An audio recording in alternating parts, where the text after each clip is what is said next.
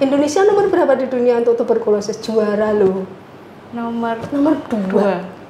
Ngeri sekali kan dok. Kemarin nomor 3, sekarang nomor 2. Kita tidak berharap menjadi 2.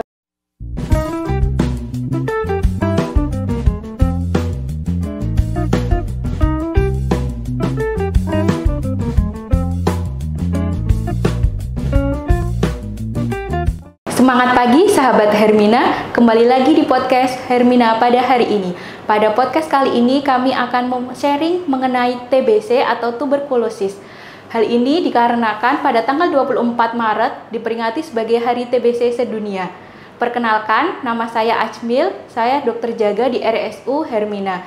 Pada podcast kali ini, kami menghadirkan narasumber yang sangat luar biasa tentunya, yakni Dr. Eni, spesialis paru konsultan. Selamat siang, dokter. Selamat siang, Dr. Ajmil. Selamat siang, sahabat Hermina semuanya.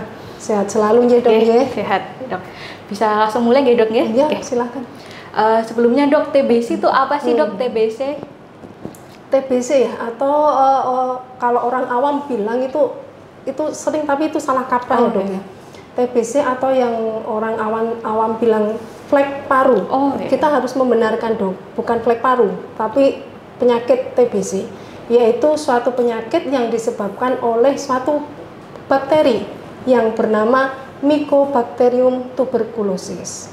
Yang mana Mycobacterium tuberculosis ini bisa menyerang seluruh organ di tubuh kita dok. Jadi tidak hanya di paru, tapi bisa di luar paru.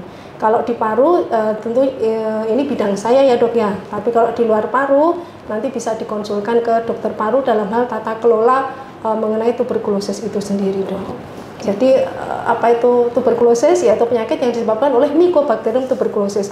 Kalau yang disebabkan oleh bukan Mycobacterium tuberculosis, ya bukan TBC. Gitu. Itu ya dok ya. Berarti kalau yang beredar di masyarakat yang mengatakan flek paru itu berarti salah kaprah ya dok? Kaprah. Jadi mungkin untuk memudahkan ya, tapi itu sudah bertahun-tahun, maka kita harus mengubah istilah tersebut tidak flek paru, tapi ya TBC ya TBC. Karena ada penyakit paru itu macam-macam dok. Ada tuberkulosis, ada pneumonia, ada asma, PPOK, ada ISPA. Nah itu tidak semua dikatakan flek paru itu bukan penyakit paru hanya TBC tok, tapi penyakit paru itu macam-macam. Dan untuk flek paru ini jangan kita diamkan begitu saja. Kita harus mengubah stigma atau mengubah paradigma atau mengubah pola berpikir masyarakat bahwa flek paru itu tidak ada. Yang ada adalah tuberkulosis atau pneumonia, asma, PPOK seperti itu dok.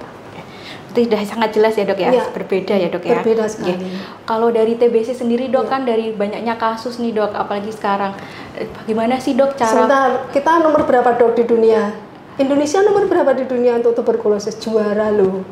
Nomor 2. Ngeri sekali kan dok. Kemarin nomor 3, sekarang nomor 2.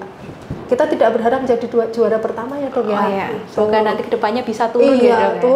Turun. Semoga harapannya begitu ya.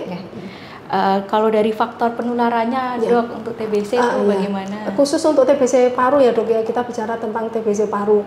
Penularannya adalah lewat droplet. Droplet itu apa? Orang yang menderita tuberkulosis mempunyai infeksi di tubuhnya itu ada Mycobacterium tuberculosis, dia berbicara, ngobrol, batuk, bersin lewat ludah, akhirnya menulari orang yang lain, dan orang yang lain ini akan tertular. Jadi penularannya lewat apa dok? Lewat droplet, lewat bicara, lewat bersin, batuk. Nah, orang yang sakit maka akan menularkan ke orang yang lain. Begitu seterusnya dok. Penularannya lewat droplet gitu ya dok ya. Berarti lewat droplet nih dok, lewat dari udara gitu betul. Berarti kalau ada yang mengatakan misalnya ada yang sakit TB terus takut gak berani salaman atau apa itu salah gitu dok ya? Nggak bisa ya. Tidak semuanya begitu ya. Tapi tetap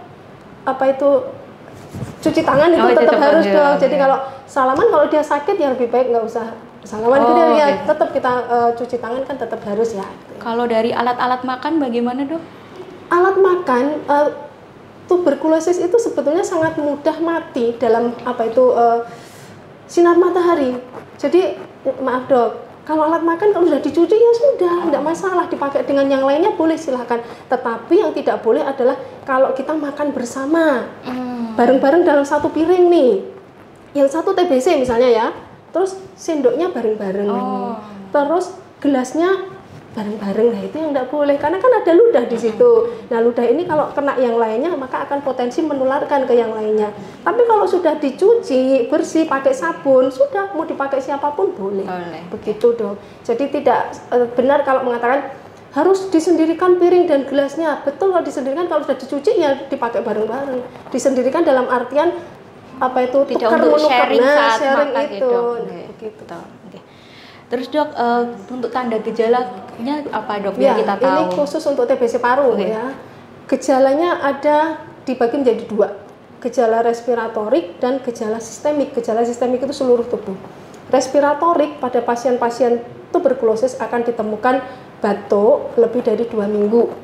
Batuk berdahak, sesak nafas, nyeri dada.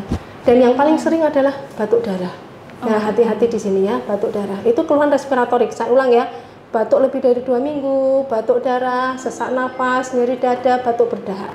Nah, kalau keluhan yang sistemik, keluhan sistemik itu yang di tubuh. Itu pasien yang menderita tuberkulosis itu mengeluh seperti berat badannya kok turun, nafsu makannya turun, demam terutama sore hari, keringat malam. Yang lainnya tuh nggak ada keringat, hawa dingin itu dia tetap keringetan.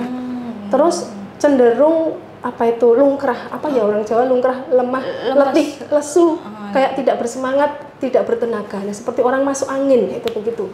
Gejalanya ada 2 itu dok, komponen utamanya respiratorik dan gejala sistemik.